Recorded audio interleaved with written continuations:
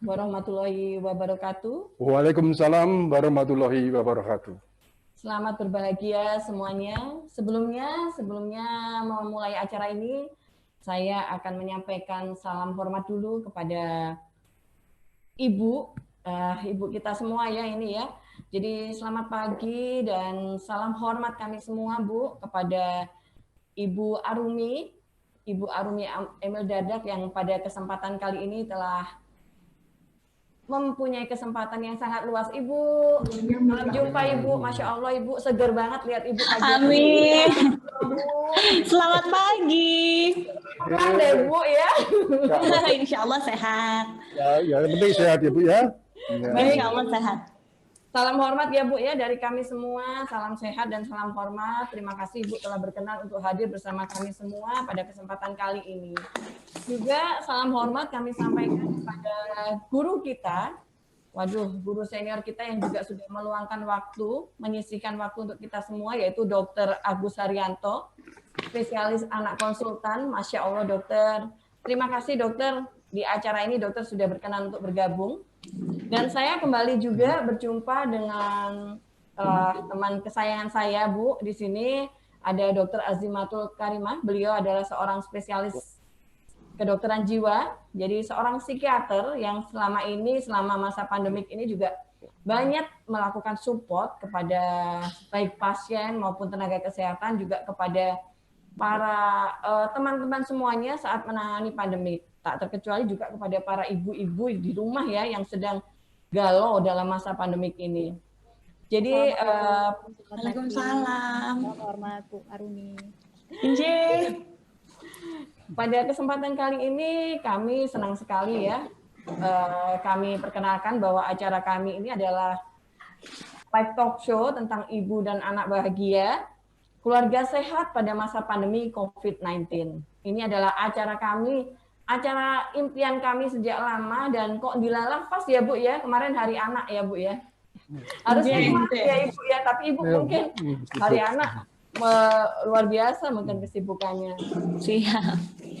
Jadi kami ucapkan kepada seluruh peserta semuanya juga selamat bergabung dalam live talk show yang diadakan oleh Satgas COVID-19 ID wilayah Jawa Timur dengan topik Ibu dan Anak Bahagia, Keluarga Sehat pada masa pandemik COVID-19. Dan kali ini bersama saya Dr. Eiti Mardian Kurniawati, dokter spesialis obstetri dan ginekologi konsultan. Saya sebagai moderator pada kesempatan kali ini, dan juga bersama saya hari ini, para peserta semuanya telah hadir, ibu kita yang cantik dan baik, dan Masya Allah luar biasa ya Bu ya. Saya lihat ibu itu kayak, aduh nggak bisa merem ini Bu, melek terus. Jadi ada Ibu Arumi Emil Dardak. Selamat pagi. Pagi Ibu. Kemudian ada Dr. Azimatul Karimah, spesialis kedokteran jiwa, dan ada Dr. Agus Haryanto, spesialis anak konsultan.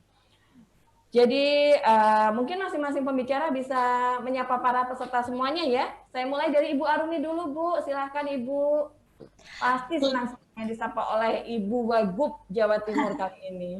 Siap. Assalamualaikum warahmatullahi wabarakatuh. Selamat pagi. Warahmatullahi wabarakatuh. Selamat pagi, salam sejahtera bagi kita semua. Salam sehat buat kita semua.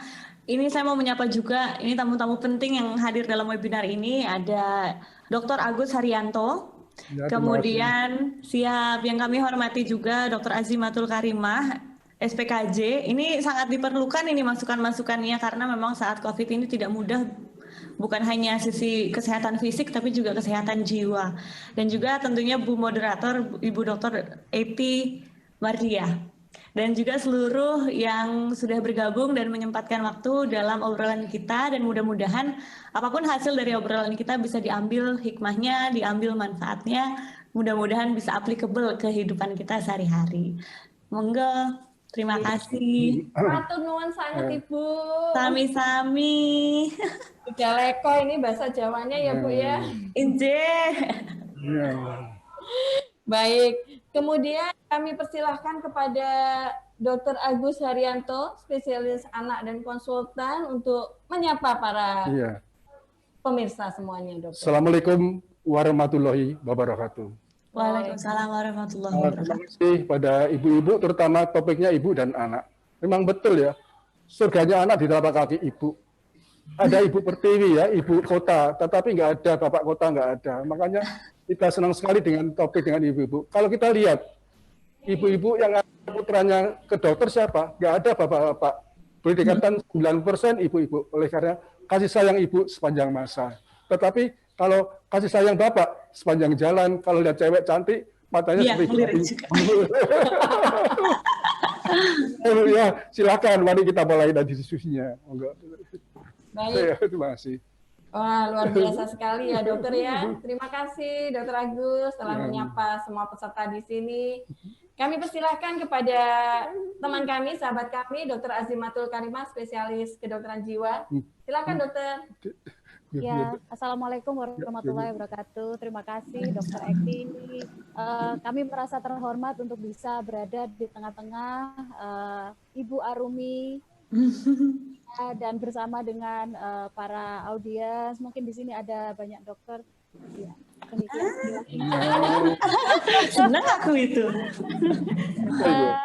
Ya, mudah-mudahan kita bisa berbagi bersama, berbagi sudut pandang saya sebagai seorang penggiat kesehatan mental dalam membangun keluarga sehat di masa pandemi COVID. Terima kasih, Dr. Eki.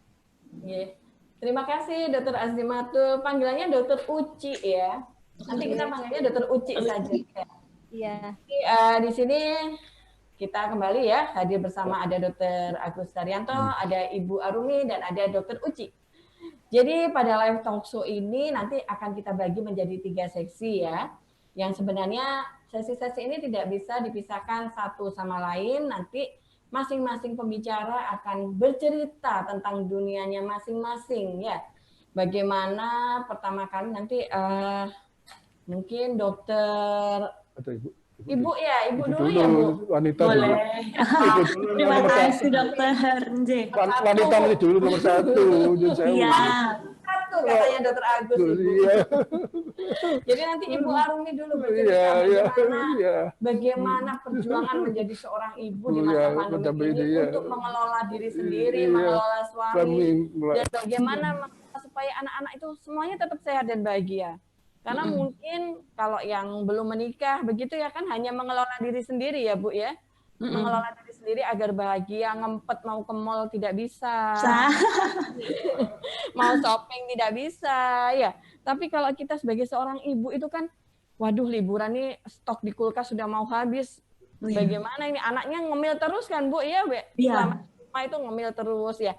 Saya lihat di IG-nya Ibu juga, Masya Allah Ibu, sekarang Ibu masak-masak terus. Iya. Nanti Ibu akan bercerita banyak ya. Lalu nanti berikutnya Dr. Agus Daryanto tentang tips-tips dari beliau, bagaimana supaya anak tetap sehat dan sehat ya selama pandemik, karena mungkin ada beberapa yang tertunda ya, seperti imunisasi, kita takut ya mau dokter, betul ya Bu ya? Betul. Kemudian mau berobat aja, aduh mau ke rumah sakit nanti ketemu dengan pasien COVID bagaimana? Nanti tips-tips dari beliau begitu.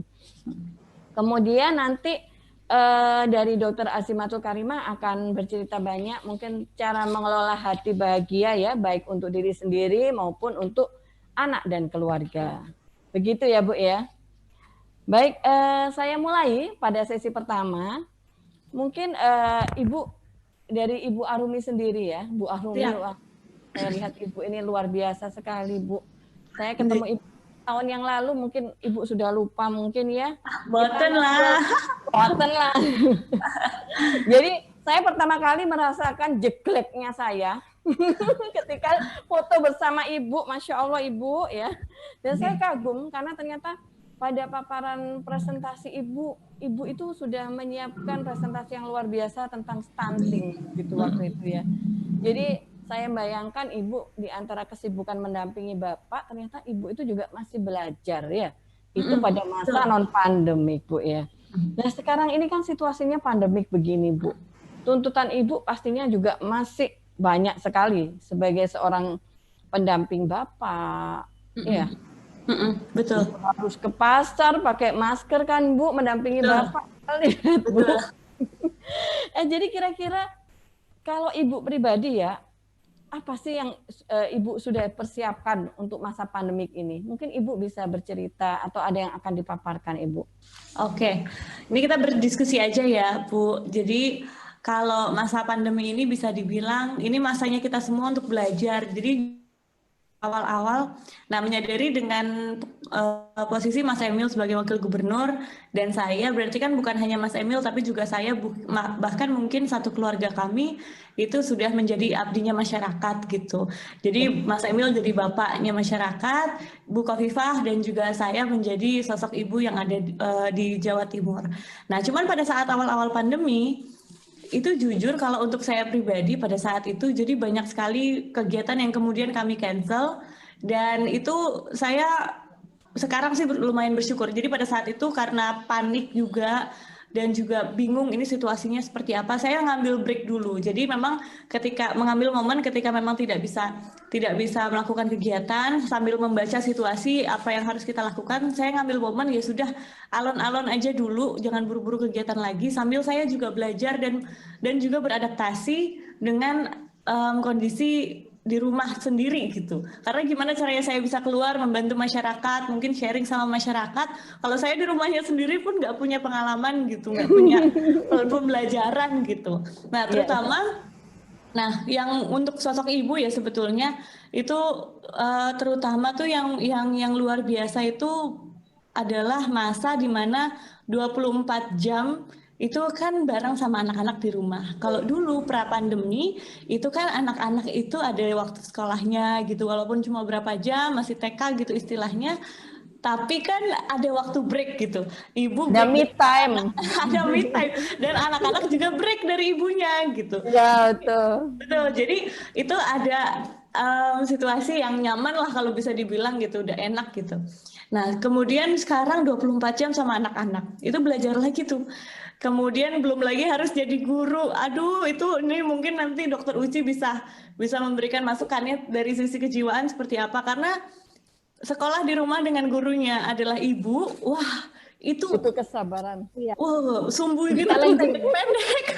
Sumbu kita tuh lebih pendek daripada guru-gurunya gitu loh. Jadi ya kan Dokter Uci ya. Jadi nah itu mungkin yang timbul yang dialami oleh keluarga kami juga, sama dengan keluarga yang ada khususnya di Jawa Timur yang anaknya masih sekolah dan perlu didampingin. Kalau anak udah agak gede mungkin enak ya, tapi kalau anak saya kan masih kecil-kecil, jadi harus didampingin dua dengan waktu sekolah yang sama, belum berantemnya dan dengan segala macam gitu. Jadi akhirnya itu saya betul-betul belajar baru, beradaptasi dengan kondisi yang baru, dengan kondisi pandemi itu. Nah, sampai akhirnya melihat, wah ini nggak bisa nih. Jadi kalau misalnya saya nggak bisa kontrol diri, anak saya akan jadi bantalan gitu. Dan itu mungkin yang terjadi di banyak keluarga gitu. Dan ngomong-ngomong soal Hari Anak yang kemarin, itu juga yang kita perjuangkan sebetulnya di masyarakat, bahwa jangan lupa kalau anak-anak itu punya hak. Anak-anak itu punya hak dari mulai secara fisiknya, jangan sampai stunting, imunisasinya dan seterusnya,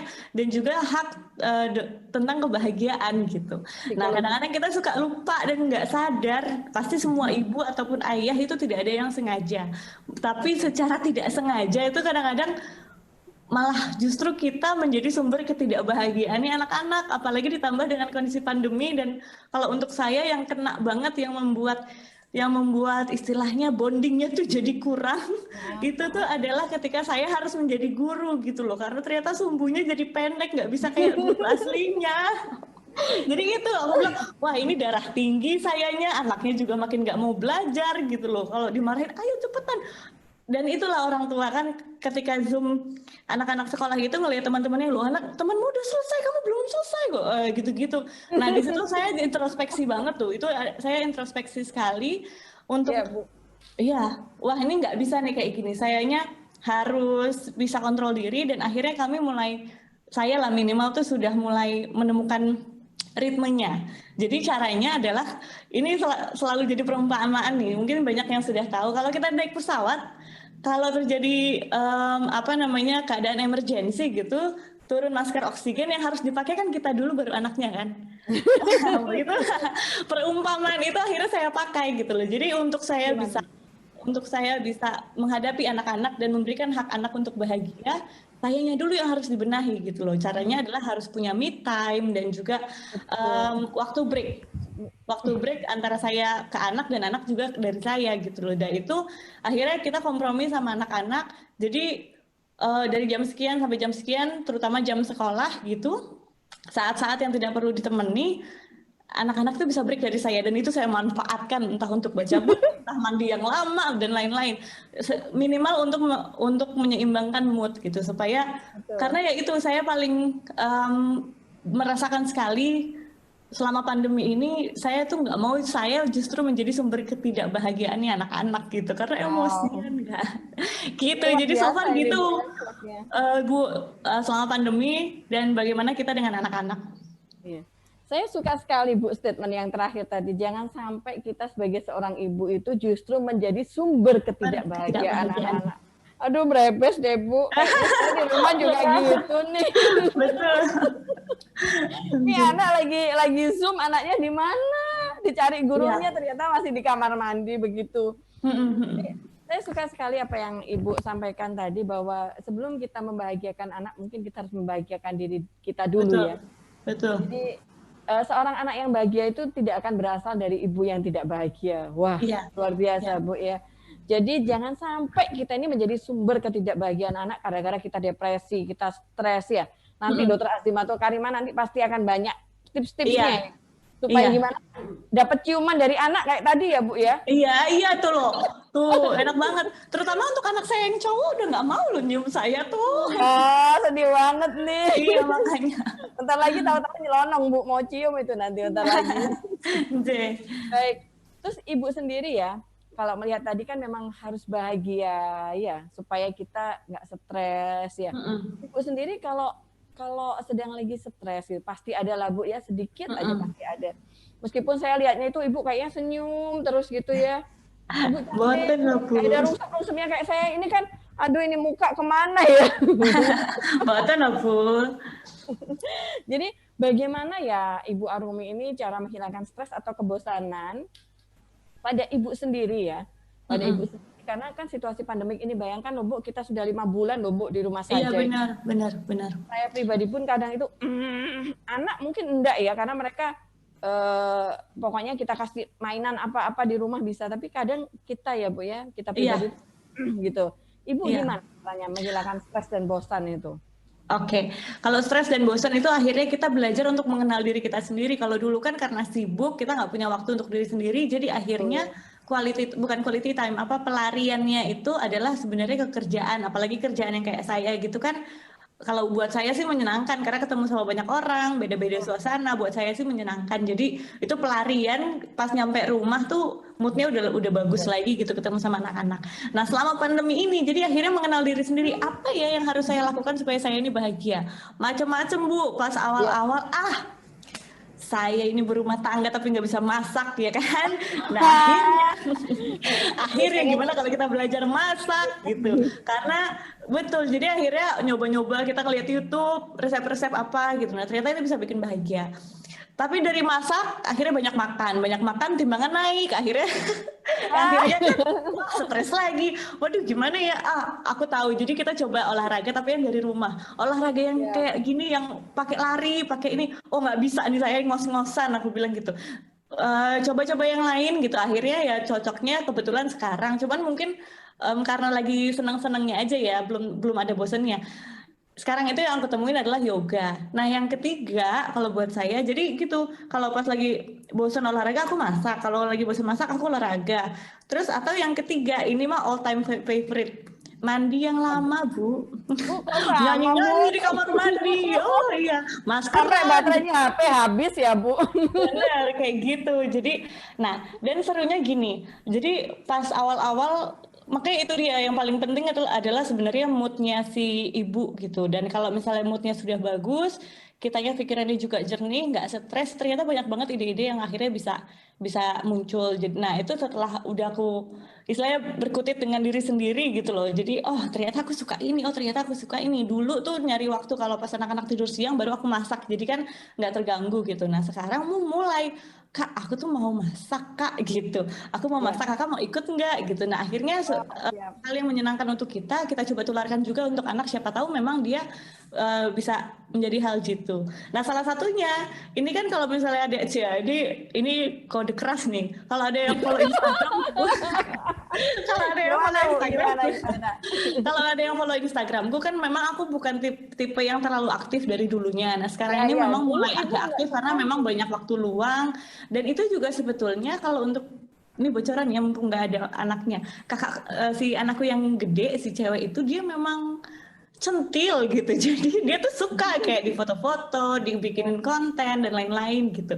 Jadi itu yang akhirnya memotivasi, ya sudah sekalian diaktifin. Cuman aku masih belum pede kalau bikinin anaknya Instagram sendiri gitu, karena aku takut gitu, karena kalau dia bisa operasiin sendiri takutnya kena sasaran bullying atau apa, nanti dia bisa baca kan serem. Jadi lebih baik pakai berdua Instagram aku, isinya juga banyak anak-anak. Nah itu untuk melampiaskan ininya, sampai dia bilang, Mah, kemarin baru bilang, Mah boleh nggak nanti setiap hari Minggu kan nggak sekolah, pas weekend gitu kitanya nanti bikin makeup tutorial atau apa ya boleh Kak. Ya itu ternyata kalau masak aku yang lebih senang, olahraga aku juga lebih senang, tapi anak aku ternyata me time-nya dia itu adalah sesuatu yang berhubungan dengan kamera. Ternyata anak milenial banget, jadi malah generasi alfa banget gitu dia. Jadi ya sudah, karena kita aja ngerasanya penat sekali di rumah dan itu anak-anak juga penat, cuman mereka nggak tahu cara ekspresi diri aja, jadi kita nggak terlalu melihat. Nah penting lah kalau kita mau bahagia, kasih juga fasilitas untuk anak supaya dia bisa bahagia. Fasilitas itu banyak banget, bisa yang mahal atau bisa yang murah, karena banyak juga kalau aku lagi kunjungan atau lagi ketemu sama kader-kader di masyarakat gitu, Bu kalau misalnya sekarang kan mau bikin anak bahagia atau apa kan harus fasilitasnya banyak, beli mainan terus lah atau apalah dan lain-lain gitu.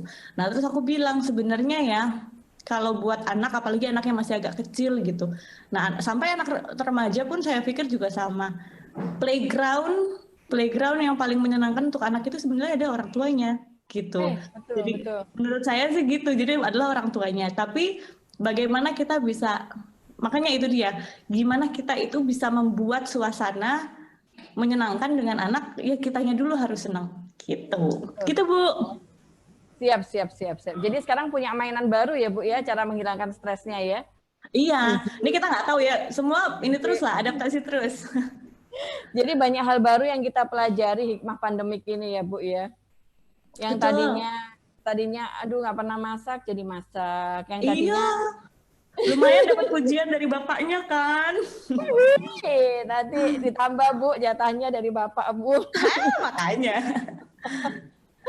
Baik Ibu, jadi kalau Ibu sendiri ya, selama masa pandemik ini pernah nggak Bu kayak belanja ke mall, ke toko dalam keadaan terpaksa? Kalau ke mall itu jujur dari selama pandemi sampai sekarang tuh nggak pernah. Ke pasar malah, kalau belanja-belanja bahan makanan malah ke pasar. Tapi waktu itu melihat pasar Jagir karena dekat rumahku. Jam berapa biasanya Bu? Hari apa? Kalau waktu itu sekitar mulai ketemuan kita Bu di pasar.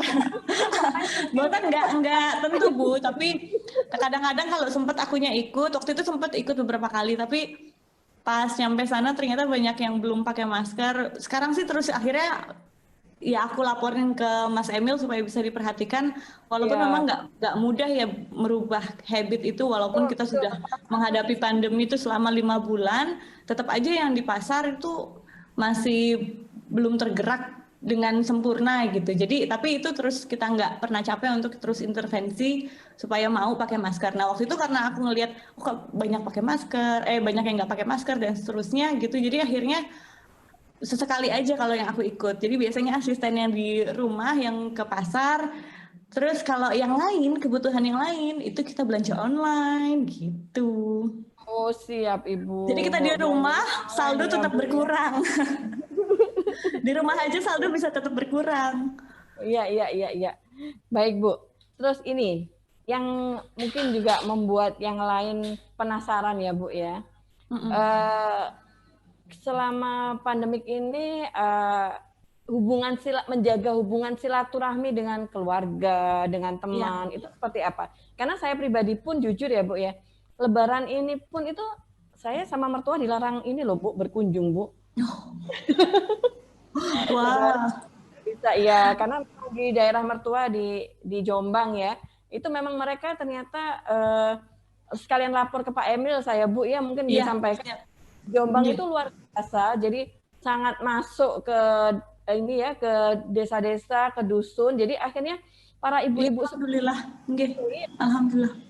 Ibu sepuh pun itu tahu bahwa jangan ini deh Lebaran nggak usah terima tamu begitu. Sampai suami saya ngajak pulang ke Jombang itu tidak boleh oleh mertua Ibu. Oh, ya itu luar biasa Bu, ya alhamdulillah ada pengertian itu. Iya betul, dan itu sebenarnya hal seperti itu yang ternyata tidak kita dapatkan di Surabaya ya Bu ya. Tapi saya beruntung karena keluarga saya pribadi, sangat support, ya. Adik saya itu juga sepakat semua kita bahwa kita nggak usah ketemu dulu deh, nggak apa-apa ketemu fisik nggak usah dulu karena kita nggak tahu siapa yang tanpa gejala ini siapa kita nggak tahu. Betul, tapi betul. Ibu sendiri ketika mungkin sedang ada keperluan dengan keluarga-keluarga, dengan teman mungkin ya Bu ya, Ibu pastilah ya kepengen gitu, kadang ngobrol apa, ada nggak trip apa taktik atau trip yang Ibu lakukan? Apa cuman sekedar Zoom meeting atau bagaimana Bu? Mungkin Ibu bisa bercerita. Betul, jadi kalau misalnya saat pandemi ini, aku coba jawab dulu yang pertama. Gimana sih relasi kita, maksudnya bonding, bukan bonding ya, kayak relationship kita sama secara sosial gitu loh, sama saudara ataupun sama teman-teman gitu. Nah, dan juga bagaimana sama keluarga. Jadi gini, mungkin kalau untuk saya pribadi, ini sharing buat saya aja kan setiap keluarga beda-beda. Kalau untuk saya pribadi sebetulnya masa pandemi ini tuh kok ya kerasanya pas baru dijalanin gitu.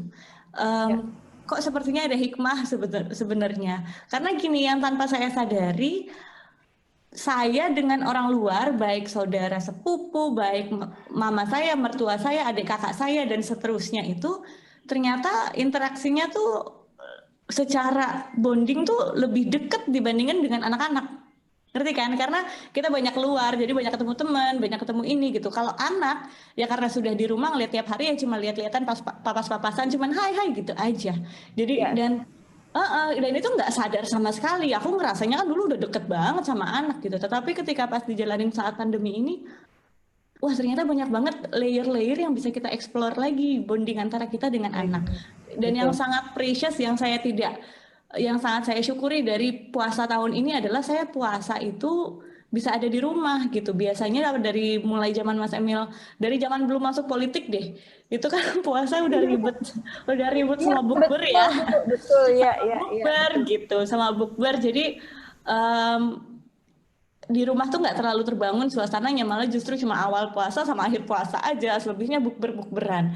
Nah kalau kemudian apalagi saat politik, Mas Emil dari mulai bupati sampai dengan wagub, itu bahkan dari hari pertama, saya tahun lalu itu kalau nggak salah buka puasa di rumah tuh kalau nggak salah hanya 2 kali, dan itu nggak ada Mas Emil.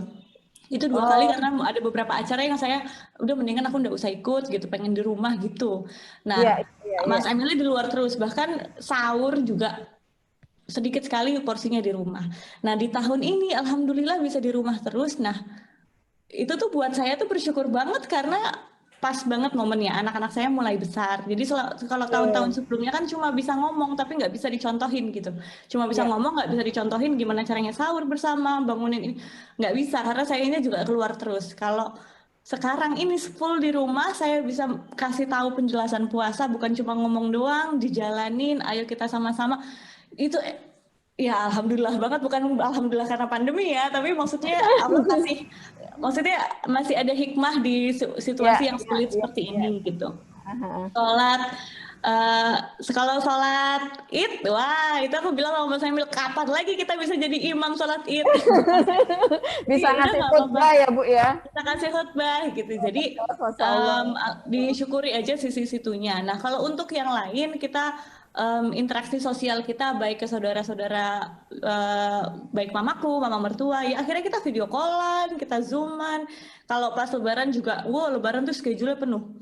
Nanti pagi sama keluarga Mas Emil dulu jam 10 pagi, dari mulai jam 10 pagi Zoom meeting sama keluarga Mas Emil, habis itu sama keluarga saya, habis itu sama yang sepupu-sepupu. Wah, itu.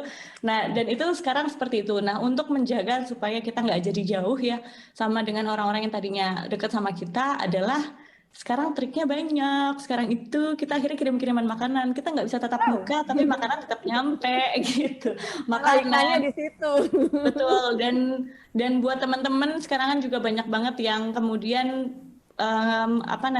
bikin usaha ya, karena memang momennya pas dan buat cash flow-nya juga bagus gitu. Nah itu ya akhirnya kita support. Mau enak nggak enak kita beli aja dulu. Kita posting di Instagram dan lain-lain supaya bisa sama-sama berkembang dan kolaborasi. Gitu. Ah, luar biasa Bu ya. Jadi selalu ada hikmah di balik musibah. Betul. Kalau orang Jawa tuh selalu masih ada untungnya. Iya, saya untung Saya untung gitu aja. Untung enek pandemik ya, iso sholat nang omah gitu ya Bu ya. Iso buka karo anak-anak gitu. Nggih. Itu Bu ya. Kemudian ini Bu, yang terakhir mungkin dari Ibu ya nanti ya. Ibu selama ini kalau ada kegiatan-kegiatan rutin ya, kegiatan rutin baik di secara institusi di kantornya Bapak maupun Ibu secara pribadi, yang mungkin ada pertemuan sebulan sekali, 3 bulan sekali, apakah itu masih bisa berlangsung atau bagaimana Bu? Kalau pertemuan masih, tapi kita adaptasi ke virtual, dan sekarang jadi semenjak PSBB dilonggarkan, itu saya akhirnya mulai aktif lagi. Tadinya memang 3 bulan awal itu saya memang sampai Ibu nggak mau ngapa-ngapain, karena kan saya ini dulu deh betul-betul ya itu, karena saya sendiri harus beradaptasi di rumah dan juga nggak mau memprovokasi gitu. Kalau misalnya kaminya aktif, takutnya itu memberikan contoh kepada PKK ataupun Dekranasda di bawah kami untuk udah bisa aktif, udah bisa gini, tapi belum tentu itu hal yang tepat atau tidak pada saat masih PSBB. Nah kalau sekarang PSBB dilonggarkan sudah mulai aktif, tetapi ya tentu dengan ya itu sudah jauh sekali kami kurangi dari kesibukan yang biasanya kami jalani, hanya yang penting-penting saja dan memang punya manfaat. Jadi misalnya amanah dari OPD atau Dinas Perikanan dan Kelautan Provinsi Jawa Timur, banyak sekali sekarang kan alokasi bantuan untuk teman-teman yang terdampak COVID-19. Saya juga ketua Forikan. Jadi gitu, untuk hanya benar-benar yang positif dan juga ini. Jadi malah kebanyakan sekarang ini saya ada beberapa kali saya ke kabupaten kota belakangan ini untuk rapid test. Alhamdulillah aja mendapatkan rapid test, karena kan rapid test sangat terbatas gitu. Ya, sundul-sundulan juga gitu untuk minta rapid test gratis baik dari provinsi ataupun dari pusat gitu. Dan kami alhamdulillah kemarin dapat jatah, sehingga itu benar-benar kami kawal supaya siap gitu. Iya. Baik, luar biasa Ibu ya. Ibu, ini banyak yang ternyata menyimpan pertanyaan buat Ibu ya, tapi kita simpan dulu ya. Mau langsung atau bagaimana ini ya? Monggo nanti aja langsung. Nanti aja. Bareng-bareng ya Bu ya. Baik Ibu, saya wow dengar Ibu. Ini sekarang saya pindah dulu ke Dokter Agus ya Ibu ya. Beliau sudah tidak sabar ingin berbagi tips untuk kita semua. Baik, saya persilakan kepada Dokter Agus untuk memaparkan hal-hal yang perlu disampaikan untuk seorang ibu. Iya. Terima kasih Dokter Eti sebagai moderator. Kalau lihat topiknya, ada 3 poin yang perlu kita bahas siang hari ini. Yaitu 1 tentang anak, 2 sehat, dan ketiga pandemi. Nah, apa yang dimaksud dengan anak? Anak itu sejak dalam kandungan sampai usia 18 tahun. Jadi kalau ibu-ibu hamil, itu ada suatu pertemuan bersama dengan Veto Maternal, kami berdiskusi menyiapkan supaya anak yang sedang dikandungnya itu nanti keluar menjadi anak yang sehat. Itu peranan tim di Dr. Stomo. Yang dimaksud kemudian anak merupakan generasi bangsa. Kalau pelayanan anak sekarang itu kurang bagus, masa depan bangsa itu akan suram. Sehingga pemerintah mengadakan suatu peraturan-peraturan khusus tentang ibu dan anak. Sampai menyusui aja diatur. Sampai perlindungan ibu dan anak diatur. Tidak ada perlindungan bapak. Bapak biasanya mencederai, karena itu guru juga, oleh karena itu. Terus kemudian ya kesehatan itu tanggung jawab bersama. Kita pemerintah, masyarakat dan ya swasta ikut andil dalam memelihara kesehatan di Indonesia ini. Kalau pemerintah sendiri tidak mungkin bisa melayani semua, oleh karena perlu melibatkan masyarakat sehingga hadirlah PKK. PKK biasanya ibu-ibu, nggak ada PKK bapak. Kader kesehatan juga ibu-ibu yang mereka telaten merawat bayi-bayinya.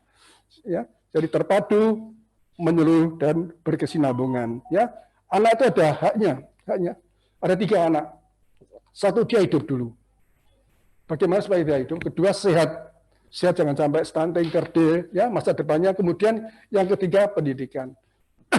Oleh karena prioritas itu harus disusun. Tentang pendidikan, orang nggak belajar aja bisa jadi dokter. Ya kita dulu dari desa nggak belajar jadi dokter. Yang penting itu justru kesehatan. Ya hidup dan sehat dulu. Ya itu yang penting. Ya, sehat itu ada 3. Bisa fisik, mental, dan sosial. Bagaimana kalau supaya mentalnya sehat? Nah, ini peranan psikiatri harus mendampingi kita semua, mendampingi ibu-ibu bagaimana menghadapi pandemi ini yang demikian hebatnya. Karena virusnya ini demikian hebatnya, sehingga virusnya tidak nampak. Kalau dulu Surabaya terkenal dengan kota pahlawan, sekarang Surabaya kebakaran merah. Marilah kita semua aspek dari pemerintah swasta kita bersatu padu, tidak usah menjelekkan satu yang lain, bergotong royong. Ya, kita menumpas COVID-19 ini, supaya COVID ini hengkang dari bumi Surabaya dan sekitarnya. Ya, sehingga Surabaya sekarang dulu terkenal dari kota pahlawan, sekarang kota COVID. Ya, kami semua, Bu, tim dokter dan para medis itu, sudah 4 bulan ini nangis setiap mendengar pasien meninggal. Koleganya meninggal, nakesnya meninggal, sehingga kita, ya Tuhan, ampunilah dosa kami, Masya Allah. Semua bencana ini dari Tuhan, tidak mungkin tak seizin sama Tuhan. Justru kita di dalam menerima ujian dari Tuhan ini, kita meraih hikmahnya. Itulah perlu adaptasi, seperti Ibu sudah katakan. Orang yang bisa survive atau bertahan hidup apabila bisa beradaptasi dengan lingkungannya. Sekarang lingkungan kita dengan virus-virus yang tidak kelihatan, yang menyerang kita setiap saat, di mana tempat-tempat kerumunan, pasar-pasar, ya, dan setiap orang kita tidak tahu status kesehatan. Dokter Eti sehat atau tidak kita nggak tahu. Dokter ya, Stephen nggak tahu. Mungkin OTG, karena 80% kasus kita tuh OTG. Justru kalau kita lengah, kita kena serang virus itu, dan biayanya banyak, masa perawatannya lain-lain, dan rumah sakit sudah penuh karena masyarakat. Ya itulah, justru pada siang hari kita senang sekali. Kita sekarang menggarap di masyarakat. Bagaimana masyarakat supaya berperan aktif melalui PKK, melalui posyandu, dan lain-lain, walaupun dengan jaga jarak, membantu kita bersama memerangi virus ini, supaya virus ini hengkang dari kota Surabaya dengan cara pencegahan. Utama itu pencegahan. Pencegahan yang utama itu yang utama. Ya, hindarilah ya, keluar rumah, kecuali perlu sekali. Cuci tangan dulu sebelum dan sesudah. Ya, terus kemudian pakai masker kalau keluar rumah. Ya, jaga jarak. Janganlah pergi ke tempat kerumunan, terutama, maaf ya, di pasar dan lain-lain. Pasar boleh, Bu, karena bagaimanapun mereka mata pencarian masyarakat adalah berdagang, jualan sayur. Kalau mereka nggak jualan, dari mana? Ada yang mengatakan, mereka berkata sama saya, tukang sayur, Pak, lebih baik saya mati kena COVID daripada mati kelaparan. Siapa yang mengubian? Itu semangat mereka. Jadi kita tidak bisa menyalahkan masyarakat. Marilah kita bergani. Silakan mata pencarian diteruskan, tetapi pola hidup sehat tetap harus dipertahankan, harus dicanangkan dari kerumun-kerumun, ya, minum vitamin, istirahat cukup. Nah, tentang olahraga penting sekali, ya, secukupnya dengan sinar matahari. Nah, zaman dulu di desa itu rumah-rumahnya itu ada gendengnya, itu ada kacanya. Saya kan orang dari desa, saya dari Madiun. Jadi kalau di desa itu gendengnya dari kaca sehingga sinar matahari bisa masuk. Terus kemudian jendela dibuka lebar-lebar. Oleh karena itu, supaya mengurangi risiko terpapar virus, hindari kerumunan, ventilasi yang baik, jangan gelap, jangan pergi ke kafe-kafe malam hari, dingin dan lain yang gelap-gelap itu membuat virus menjadi sumber penularan. Terus kemudian juga yang penting juga di Jawa Timur kami laporkan, Prof. Ugrasena dari tim monitor kesehatan COVID-19 di Jawa Timur, Bali, dan NTB, Di Jawa Timur sendiri, Profesor Gasna dengan teman-teman mengumpulkan data. Berapa per tanggal 20 Juli, PDP jumlahnya 639, ODP 40 orang, yang confirm positif 211 orang, meninggal dengan 5 anak. Nah, dengan demikian kita hati-hatilah. Dan gejala pada anak itu tidak demikian, tidak demikian. Yang justru yang sumber penularan adalah orang tua. Orang tua sebagai semua. Bagaimana sekolah? Terserah. Dokter memberikan nasihat sebaik-baiknya. Pilihan pada orang tua dan keluarga. Kalau Ikatan Dokter Anak Indonesia menganjurkan kita tutup sekolah sampai akhir bulan Desember 2020. Kita evaluasi. Karena kalau kita kehilangan anak, barulah kita merasa kehilangan. Karena ya kalau anak itu mahal, bayi tabung dan lainnya sulit, infertility, perjuangannya setengah mati, cuma meninggal konyol karena mati kena virus. Oleh karena itu kita lebih baik hati-hati dan saya harapkan dengan adanya pandemi ini kita hemahnya apa? Kita menjadi rukun, ya kita jarang keluar lebih hemat. Terus kemudian kita bisa kumpul dengan keluarga. Kami cucu kami mereka ya biasa homeschooling di rumah dengan iPad dan dibantu dengan olahraga sehingga kita lebih kemudian. Kemudian ada anjuran pemerintah. Kami yang sudah old crack ini, sudah tua-tua gini, dihimbau tidak datang ke rumah sakit karena kami itu adalah, maaf ya, sumber SDM di rumah sakit, maaf, itu tidak boleh hadir di rumah sakit. Kalau ada acara-acara kita pakai virtual dan lain-lain, menghindari kontak supaya kita tetap hidup sehat. Karena kalau sudah tua, risikonya dan anak-anak kena serang penyakit COVID, morbiditasnya tinggi, angka kematian tinggi. Oleh jagalah pencegahan yang paling utama. Itu yang kami ucapkan dan penting sekali kita di sini, nanti kita buka tanya jawabnya, kita sebagai pengantar dari kami, semoga bermanfaat. Marilah kita cari hikmahnya dari masa pandemi, kita supaya hidup sehat itu. Assalamualaikum warahmatullahi wabarakatuh. Waalaikumsalam warahmatullahi wabarakatuh. Terima kasih Dr. Agus, wah luar biasa semangatnya. Dr. Agus usia berapa dok sekarang? 70 tahun. Beliau 70 tahun loh, Ibu. Masya Allah ya Bu ya. Tapi beliau itu selalu masih mengawal kami semua ini yang muda-muda. Kami masih muda loh. Baik, selalu mengawal kami semua dan memberikan semangat sejak zaman dahulu kala. Dan beliau juga sangat aktif mengampanyekan bagaimana supaya anak itu tetap sehat pada masa pandemik ya. Jadi terima kasih ya Dr. Agus, nanti diskusinya akan sangat banyak mungkin ya, karena ini sudah banyak pertanyaan yang masuk dan ada juga peserta yang sudah raise hand. Jadi kami umumkan lagi bahwa para peserta yang mau bertanya bisa dengan dua cara ya. Yang pertama bisa dengan raise hand ya. Dan yang kedua adalah dengan cara menuliskan pertanyaan di chat. Kalau mau berdiskusi silakan juga ya. Jadi itu yang dari Dr. Agus. Kemudian sekarang kita bertemu dengan Dr. Uci ya. Dr. Uci, mohon maaf, Dr. Uci, mohon maaf ya mengganggu waktu dari Jumat yang barokah ini, Dr. Uci. Jadi Dr. Uci kira-kira akan menyampaikan tentang bagaimana caranya supaya keluarga itu tetap sehat ya. Ibu sehat, keluarga sehat, jiwa dan raga. Anak pun juga terawat ya. Mungkin bisa disampaikan paparannya, Dr. Uci. Kami persilakan. Ya, baik. Terima kasih, Dr. Evi. Kalau tadi saya menyimak pengalaman pembelajarannya Bu Arumi, rasanya saya juga harus belajar dengan Bu Arumi ya. Karena yang disampaikan oleh Bu Arumi itu sebetulnya saya sangat setuju gitu ya. Artinya memang situasi pandemik atau situasi bencana ini memaksa kita mau tidak mau harus beradaptasi dengan situasi ini. Beradaptasi sampai kapan? Beradaptasi sampai kita sendiri juga tidak tahu. Jadi kalau anak saya bertanya, "Ma ini COVID-nya sampai kapan sih?" Ya, saya jawab apa adanya. Kita nggak tahu ini sampai kapan. Sehingga memang bahwa challenge kita, tantangan kita adalah menghadapi ketidakpastian selama pandemik ini. Jadi beradaptasi, kalau tadi yang disampaikan Bu Arumi belajar, itu saya setuju sekali. Karena terus terang kita semua belajar ya Dr. Ekti. Ya, siap. Kita belajar tentang virus, kita belajar perilakunya virus ini bagaimana, kita belajar bagaimana mengatasi virus ini, kita belajar bagaimana mencegah, kita belajar bagaimana mengobati, kita belajar bagaimana supaya nggak sakit lagi, dan seterusnya. Artinya dari sudut pandang medis pun kita belajar.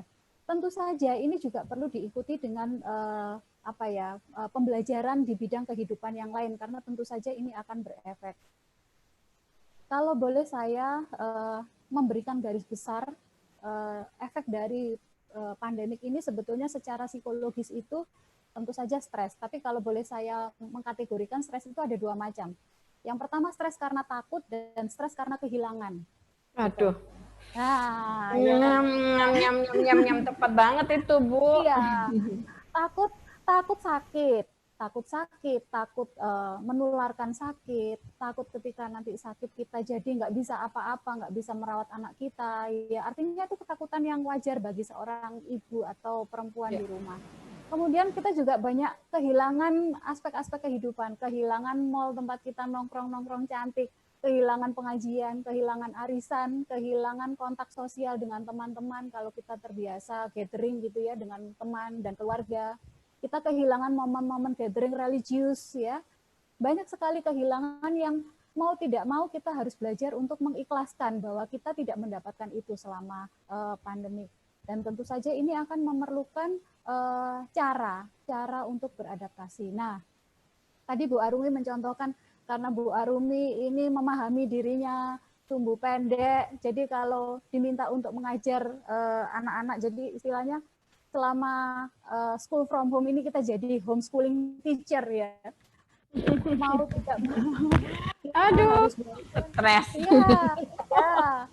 Di sekolah anak saya tidak hanya pakai Zoom, tapi pakai Google Meet. Sekarang kita harus beradaptasi pakai Schoology, jadi platform-platform pendidikan, pengumpulan tugas dan lain sebagainya. Kita juga belajar untuk menjadi seorang guru homeschooling dengan karakter anak kita yang lebih manja kalau sama mamahnya daripada sama gurunya. Dan kalau kita yang memberikan instruksi itu banyak sekali alasannya. Iya mah aku mau cuci tangan dulu, kan mama bilang harus cuci tangan dulu, nanti cuci tangan bulet lagi kemana. Jadi berhadapan dengan pembuletan dari pembuletan.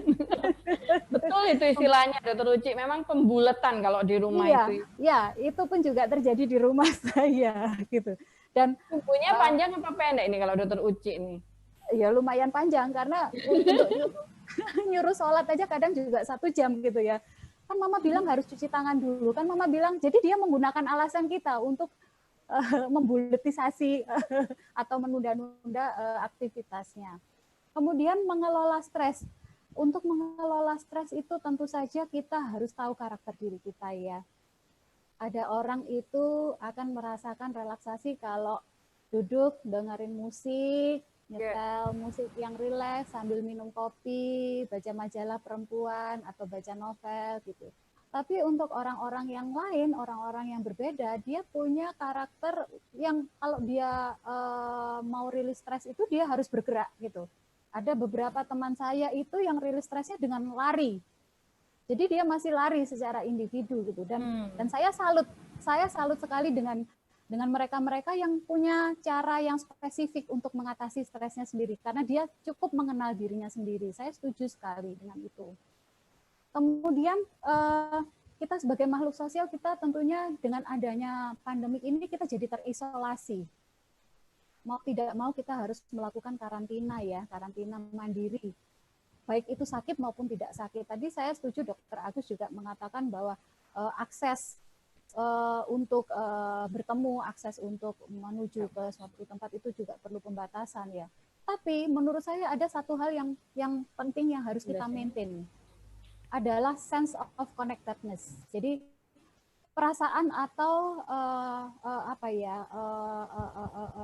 feel bahwa kita masih terhubung dengan orang-orang yang lain. Kita masih terhubung dengan keluarga kita. Tadi Dokter Ekti mengatakan mertua melarang untuk mudik gitu ya. Tapi boleh. Iya, tapi bagaimana kita tanpa mudik pun kita masih masih hati kita itu masih sejalan, kita masih berkomunikasi terus seperti itu. Nah, itu memang tadi Dokter Agus bilang menyiasati, Bu Arumi juga bilang menyiasati gitu, memodifikasi dengan media-media. Nah, sebetulnya kalau tadi yang saya sampaikan itu kayaknya sepertinya untuk orang dewasa, tapi ternyata anak-anak itu juga butuh itu, Dokter Ekti. Iya.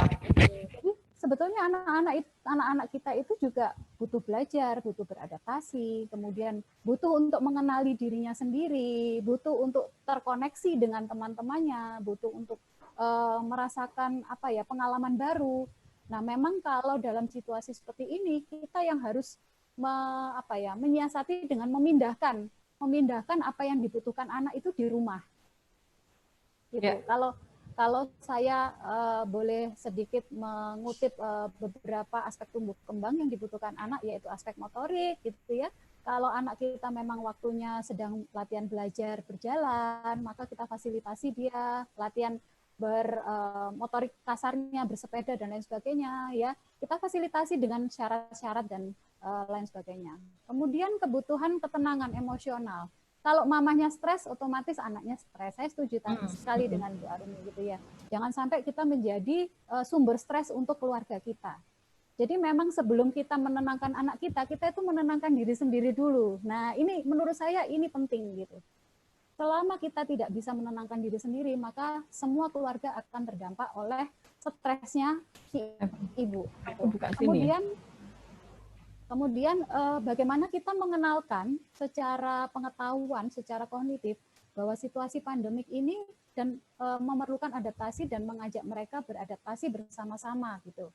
Jadi selalu mengingatkan cuci tangan, selalu mengingatkan harus membersihkan barang-barang pribadinya, mandi dan lain sebagainya. Seiring dengan bagaimana kita mengimbangi dia untuk beradaptasi dalam proses pembelajaran secara daring gitu. Tentu saja ya orang tuanya dulu yang harus paham, baru kita bisa mengajarkan ke anak-anak. Menurut saya disitulah kita perlu bekerja sama dengan guru.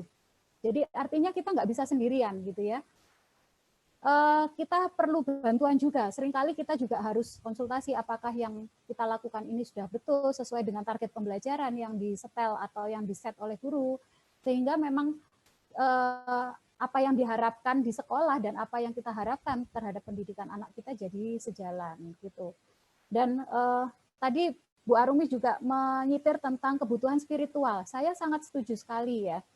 Artinya inilah saatnya kita membangun kehidupan spiritual yang lebih kalau pasak itu pasaknya itu mancepnya lebih dalam lagi. Sehingga fondasi keyakinan, fondasi keikhlasan, fondasi penerimaan kita terhadap perubahan situasi ini jadi lebih bisa termaintain. Dengan mungkin tadi Ibu menyampaikan bahwa sholat Id di rumah diimami oleh ayah, khutbah di rumah, itu mungkin juga akan bisa menjadi kegiatan yang sangat bagus dan ini akan membangun keterampilan kehidupan, life skill anak-anak kita. Jadi memang di beberapa jurnal dikatakan bahwa aspek religius atau aspek spiritual itu menjadi aspek protektif. Protektif terutama di masa ketika kita menghadapi stres yang berat, terutama dalam hal ini bencana gitu. Sehingga ketika kita punya dasar atau fondasi keyakinan spiritual religius yang kuat, ini juga akan memudahkan kita bisa melewati fase-fase berat ini bersama-sama. Kemudian jadi tadi saya sedikit meringkas beberapa hal bahwa peran kita sebagai perempuan kalau pandemik ini, kita sebagai individual, kita sebagai ibu atau orang tua, kita sebagai homeschooling teacher gitu ya, sebagai guru di rumah, mungkin kita juga sebagai menteri keuangan karena sekarang situasi tadi kita mendengar Bu Arumi bilang ibunya di rumah tapi uangnya keluar rumah terus gitu. Dan kita harus belajar memanage keuangan di keluarga. Belum lagi kalau kita sebagai pekerja, Dokter Ekti dan saya, kita masih ke rumah sakit, kita masih mengajar, kita masih melayani pasien-pasien kita, dan bagaimana peran kita dengan lingkungan sosial kita. Kira-kira itu Dokter Ekti yang bisa saya sampaikan. Terima kasih sekali ya Dokter Uci. Wow, luar biasa ini. Jadi begini, situasi pandemik ini memang sesuatu yang membuat kita harus belajar banyak ya. Adaptasi lah istilahnya ya. New normal life ya, hidup normal yang baru. Normal, ini normal, tapi normal yang baru. Banyak hal yang harus kita pelajari, termasuk para dokter pun belajar ilmu baru tentang COVID, ya. Termasuk saya sebagai seorang dokter kandungan. Waduh, saya dulu waktu sekolah itu nggak ada pelajarannya hamil dengan COVID-19 itu nggak ada. Jadi awal-awal tuh kita semua langsung buka buku, buka literatur, dan bikin protokol yang baru tentang COVID-19 dalam kehamilan. Termasuk kita ya, kita sebagai seorang ibu, seorang perempuan, kita pun mungkin harus punya protokol baru, begitu ya Dokter Uci ya? Ya. Punya protokol baru sebagai seorang ibu, bahwa kalau kita biasanya dulu refreshing kita kan jalan-jalan, nge-mall ya, keluar kota, tamasya, ketemu orang banyak, itu sudah sangat menghibur diri. Tapi sekarang, ternyata ngajak anak refreshing dengan pilihan itu tuh bukan pilihan di hidup normal baru yang sekarang ini ya, itu akan membahayakan anak kita. Jadi perlu kepintaran kita, kecerdasan kita sebagai seorang ibu. Ya, baik. Jadi 3 pembicara kita sudah memberikan paparannya ya, baik Ibu Arumi, Dr. Agus Haryanto maupun Dr. Uci. Mungkin ada peserta yang mau raise hand ya. Tadi saya lihat ada peserta yang raise hand mau bertanya. Kami persilahkan. Silakan Dr. Teman-teman semuanya ya, silakan yang mau bertanya. Kami udah sudah ada ya yang raise hand ya. Baik, yang pertama Dokter Dari Rahmawati. Kami undang Dokter Dari Rahmawati, silakan untuk hadir untuk bertanya. Mungkin di-unmute dulu ya supaya bisa terdengar suaranya. Dokter Dari masih ada di tempat? Wah, alhamdulillah masih ada ya. Dokter Dari? Tidak ada, Dokter Dari?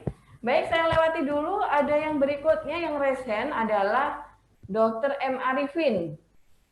Kami persilakan Dr. M. Arifin. Mungkin beliau masih ini ya, masih ini bermain dengan anak-anaknya mungkin ya. Baik, kalau tidak ada saya akan bacakan pertanyaan ya, sambil mungkin nanti yang lain mungkin juga sudah menyiapkan pertanyaannya dan bisa raise hand. Yang pertama adalah, mungkin ini bisa untuk Dr. Bu Arumi atau Dr. Agus ya. Dari Saria Wijaya, bagaimana caranya membuat anak tetap bahagia dan betah di rumah selama masa pandemi virus COVID-19 ini? Wah, Bu Arumi pasti sudah punya jawabannya nih. Saya lihat tuh, aduh anaknya bahagia sekali ya mainan di rumah ya. Oh iya. Siap. Kalau tipsnya, ini yang saya coba jalanin, terus juga sempat banyak juga kan kita curhat-curhatan sesama emak-emak. Ini saya agak kurang fokus ya. Tapi gini, kalau kami akhirnya gini deh, menganggap anak itu tuh udah kayak seumuran sama kita. Jadi kita aja bayangin deh, kita sendiri aja bingung apa yang bisa bikin kita bahagia di rumah ini ya gitu. Akhirnya nyoba segala macam. Jadi bisa kayak yang tadi saya ceritakan, coba segala macam. Atau yang kedua, beri ruang anak itu untuk kasih tahu kita, kamu maunya ngapain gitu. Kita maunya ngapain. Jadi anak itu bisa menentukan sendiri apa yang bisa bikin dia bahagia dan lain-lain. Jadi toleransi kita itu dibikin panjang banget. Anak yang tadinya nggak boleh main air, maksudnya kan main di air di kamar mandi itu boleh ya, tapi biasa ini mau main masak-masakan, tapi maunya pakai tepung beneran, maunya pakai air beneran, maunya pakai telur beneran juga. itu berantakannya luar biasa ya. Akhirnya aku bilang ya sudah nggak apa-apa main gitu, tapi di teras. Jadi kalau dibersihkannya gampang dan nggak kepleset gitu. Jadi akhirnya bukan sumbu kita aja, tapi juga rasa toleransi kita terhadap anak tuh juga harus panjang gitu. Selama hal yang dikerjakan tuh masih positif. Dan anak kedua saya jujur aja tuh malah lebih susah. Jadi dia tuh anak yang sangat aktif. Kalau mau bikin dia senang tuh ya aktif sekali, loncat sana loncat sini. Akhirnya ya dibiarkan aja, nanti diberesinnya sekalian. Atau karena ketika saya larang, anak saya yang cowok tuh gadget banget anaknya gitu. Jadi supaya satu-satunya yang bisa bikin dia diem tuh cuman gadget. Tapi kan nggak mungkin saya bikin anak-anak itu terus-terusan gadget. Yang enak memang di saya ya, jadi tenang, jadi kalem gitu. Aduh, terbantu sekali. Tapi kalau pas lagi nggak ada tamu, nggak ada apa, nggak. Jadi kadang-kadang juga saya bandel juga gitu. Kalau misalnya anakku, aduh berisik banget di dalam, tapi ada tamu penting, misal tamunya Mas Emil gitu misalnya. Aduh, ini berisik banget, teriak-teriak dan lain-lain. Akhirnya tak kasih gadget. Kadang-kadang memang bandel juga sih. Cuman mungkin ya, intinya adalah mungkin kita sebagai orang tua juga harus bisa ini apa ya? Restrukturisasi peraturan-peraturan atau target-target yang kita punya, yang kita bangun selama ini sebagai orang tua. Kalau orang tua kan anak itu harus makan gini, jam segini tidur siang dan segala macam, gini. Anak-anak nggak boleh main ini setelah jam sekian. Kan biasanya gitu sebagai orang tua. Kita tuh ngerasa perfect dan juga sudah hebat jadi orang tua ketika anak tuh bisa sesuai gitu. Nah, mungkin itu rasa toleransi kita harus restrukturisasi lagi itu peraturan-peraturan yang kita bangun di dalam diri kita sesuaikan dan adaptasi apa yang lebih sesuai dengan sekarang gitu. Jadi ya anak saya ya akhirnya mau diberantakin rumahnya dan lain-lain ya monggo aja, asalkan nanti pas sudah selesai mainnya beresinnya sama-sama gitu. Jadi nggak capek sendiri. Gitu. Jadi itu ya Bu ya. iya. Jadi sifat perfeksionisnya kita itu mungkin ya harus diadaptasikan juga lah gitu. Jadi saya harus banyak belajar dari Ibu juga. Boten Bu. Jago-jago. Kita sebagai seorang ibu itu memang perfeksionis sekali ya. Masya Allah, lihat rumah berantakan. Ini tadi ngapain aja sih di rumah kok rumahnya? Iya. Mungkin itu dihilangin karena itu mungkin cara mereka untuk bahagia begitu ya. Benar. Mungkin Dokter Uci, gimana Dok? Kalau bikin anak bahagia sampai biar cium-cium mamanya begitu. Iya. Atau dia sedang ada maunya sama saya itu ya. Begitu ya, kadang-kadang sih. Betul. Ya. Jadi kalau kita sebagai ibu memang kita harus sensitif dulu ya, sensitif. Anak kita ini nggak bahagianya apa karena dia stres, karena situasi, atau memang dia memang punya keinginan gitu ya. Jadi memang kita harus membedakan gitu. Kalau anak kita sudah mulai stres, maka memang saya setuju, kita harus toleransi gitu. Karena anak kita itu juga perlu proses yang lebih panjang dari kita untuk beradaptasi ya. Jadi mungkin Bapak Ibu yang hadir di sini kita harus memegang prinsip bahwa anak kita itu bukan miniatur kita. Iya, itu dia. Anak kita itu bukan fotokopi kita gitu. Artinya ketika kita punya pemikiran seperti ini kita perlu sekian puluh tahun untuk membangun pemikiran ini. Dan mungkin anak kita umurnya setengah dari umur kita atau mungkin sepertiga dari umur kita. Tentu saja kita nggak bisa memaksa mereka untuk memahami kita, tapi kita yang harus, kalau orang Jawa Timur bilangnya nyelondoh ya, nyelondoh di level pemahaman anak-anak kita gitu. Sehingga akhirnya kita jadi kayak bisa mengerti perasaan atau kayak connect gitu dengan perasaan kita dengan perasaan anak kita gitu. Ya itu juga terjadi pada saya beberapa kali. Anak saya bilang, "Ma, aku bosen, Ma, aku pengen nge-mall," dan lain sebagainya gitu. Saya kasih lihat mall, tapi di depannya aja.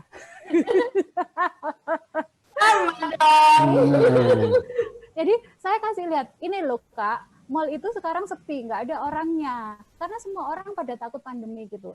Akhirnya saya cuma bawa muter-muter keliling Surabaya dan kira Bu Arumi tahu nggak komentar anak saya? Ya Allah, Ma, Surabaya itu sekarang bagus ya, Ma. Nggak macet soalnya ya. Ya, jadi kayak ternyata trik seperti itu menurut mereka itu cukup membahagiakan. Jadi kita mungkin pulang beli es krim terus kita makan di rumah. Itu sesuatu yang extraordinary ya. Mungkin di luar dari kebiasaan kita yang selama ini karantina. Jadi kita mengupayakan modifikasi. Kemudian yang kedua, kita bisa menggunakan fase mereka untuk memberikan kebahagiaan kepada mereka. Contoh begini, ibu-ibu yang putranya di bawah usia 5 tahun, ya, di bawah usia 5 tahun itu memang motoriknya sedang aktif-aktifnya. Gitu. Jadi memang kita harus modal tepung, terigu, pasir, batu-batuan, gitu, kertas, ya, mungkin alat cat dan lain sebagainya. Jadi memang kita harus siap bahwa rumah kita ini jadi laboratorium untuk perkembangan anak kita. gitu. Karena laboratorium yang harusnya kita berikan di taman kota itu tidak bisa. Laboratorium yang kita harusnya berikan di taman bermain itu tidak bisa. Jadi kita pindahkan laboratorium itu ke dalam rumah. Apa yang dibutuhkan anak kita fasilitasi. Dan kita terlibat. Kalau kita mau main kotor, ayo sekalian main kotor sama mama gitu ya. Mama juga pengen main kotor loh, nggak stres. Ayo basah-basahan gitu. Sehingga kita kayak jadi melebur dengan perasaan anak-anak kita, dan kita tahu oh mereka happy, kita pun juga happy gitu. Tapi kalau kita memposisikan sebagai orang tua dan mereka jadi anak-anak, ini kan gapnya terlalu jauh ya. Itu akan membuat kita stres sendiri seperti itu. Jadi kita melebur dengan anak-anak kita. Kemudian menurut saya trik yang ketiga yang bisa kita lakukan adalah mungkin ini untuk emak-emak ibu rumah tangga ya. Kalau kita merasakan pekerjaan domestik itu kan 24 jam, nggih. Jadi iya, jadi ini mungkin kesempatan kita untuk mengajarkan life skill. Life skill itu keterampilan untuk survive, keterampilan untuk hidup pada anak-anak kita. Mungkin anak-anak laki-laki yang tidak terbiasa untuk masak, ya mau tidak mau kita harus perkenalkan gitu. Anak saya kalau di rumah bisa makan 5 kali sehari, Bu Arumi. Jadi piringnya belum dicuci sudah minta makan lagi. Mah nanti siang makan apa, Mah? Gitu. Baru selesai makan 1 jam, Mah habis ini kita makan apa gitu. Karena nggak ada kegiatan lain selain makan ya. Iya. Jadi disitulah kalau saya pribadi saya begini. Kak, kalau kamu makan, ini ada kentang di sini, ada buah di sini, ada agar-agar di sini. Nanti kalau sudah, kamu potong sendiri, kamu cuci sendiri. Jadi keterampilan untuk hidup itu kita ajarkan. Karena mau tidak mau, mereka harus mandiri suatu saat gitu. Jadi ada pekerjaan. Kesempatannya sekarang mereka juga banyak di rumah ya. Pekerjaan domestik ada beberapa yang saya bagi pada mereka, dan kebetulan memang 5 bulan ini saya tidak ada pembantu rumah tangga, jadi memang kita harus bekerja sama dengan mereka gitu. Jadi anak-anak ada yang menawarkan, Ma aku lipat baju ya sudah sak lipet-lipetnya gitu ya.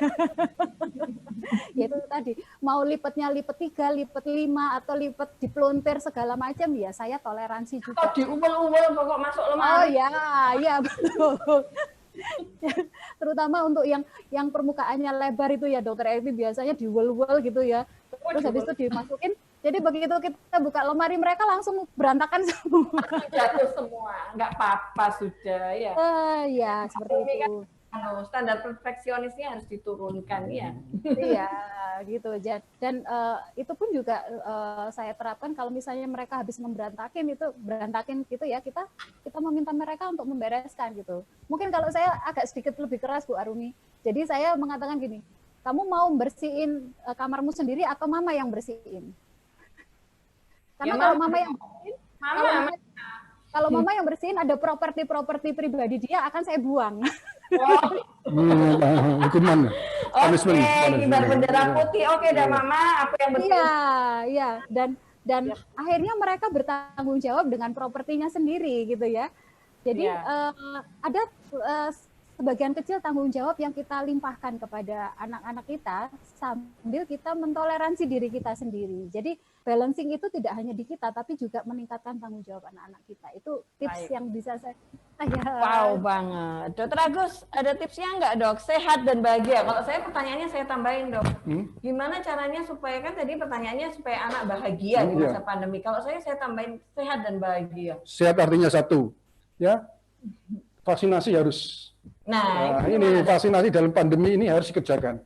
Karena kalau nanti kita meninggalkan vaksinasi, pandeminya hilang, muncul kasus-kasus difteri dan lain yang mengancam jiwanya. Jadi virus ini jangan sampai mengabaikan pelayanan yang lain. Jadi tetap hidup sehat dalam keadaan pandemi. Ya. Kemudian kalau anak ini apa? Kalau saya biarkan aja keinginan mereka dengan keinginan kita dipadukan. Juga masyarakat juga gitu. Keinginan kita apa? Keinginan mereka kita padukan. Itulah titik tengahnya lebih bagus. Tidak boleh terlalu keras, tidak boleh terlalu lunak. Ya, kalau terlalu keras merepotkan siapa? Guyon ya, merepotkan ibu-ibu ya. Nah, terus kemudian yang penting juga keinginan mereka apa? Kalau punishment itu kadang-kadang tidak kurang bagus. Malah dikasih reward. Kalau nanti kamu begini, ikut aku, tak kasih reward. Tapi rewardnya jangan berlebihan sesuai dengan kebutuhan mereka. Buku, tak apa. Jangan rewardnya nonton film, malah sekarang nggak boleh nonton film masih belum dibuka, nanti malah kena penyakit. Ya. Jadi yang proporsional dengan keadaan dia. Itulah, makanya kebanyakan penyuluhan tidak berhasil. Karena apa? Kebutuhan dan keinginan dari kita dan mereka itu tidak dipadukan. Di masyarakat pun juga gitu. Apalagi masa pembaruan dengan masa yang baru, mereka akan menolak. Ya, maaf pemakaman jenazah. Mereka nggak, budaya mereka begitu mengenal itu harus begini, mereka oleh karena kita bersama-sama masyarakat dengan dokter kita diskusi, mengadakan suatu pertemuan dari dua arah. Dan dua arah itu dari kunci-kunci dari masyarakat, key person, tokoh-tokoh masyarakat, tokoh agama, kita bersatu padu membicarakan ini bagaimana. Terus kemudian kita protap. Kalau jangan dipaksakan, program dipaksakan tidak akan abadi, malah ada perlawanan. Itulah dari saya. Baik. Jawabannya, yang penting sehat itu juga penting ya.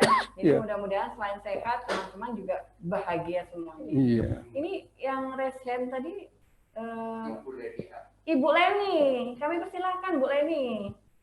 Silakan Bu Leni. Monggo Ibu. Ibu Leni bisa untuk unmute Ibu, mungkin mau bertanya, Ibu nanti bisa ini loh Bu, muncul di sini foto dengan Bu Arumi Ibu. Silakan Bu Leni. Baik, sambil menunggu responnya Bu Leni, saya lanjutkan dengan yang lain ya. Jadi ini saya lihat ada dua pertanyaan yang sama. Bagaimana cara menghilangkan rasa bersalah ketika kita me time? Wah, ini pertanyaannya mak-mak banget ya, khas mak-mak.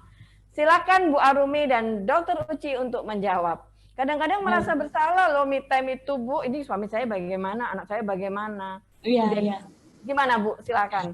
Awalnya tuh semua yang ibu-ibu, apalagi ibu-ibu baru, saya juga sempat gitu. Anak saya kita baru melahirkan gitu, tapi stres banget, capek banget habis melahirkan, harus menyusui lagi, kayaknya nggak ada breaknya.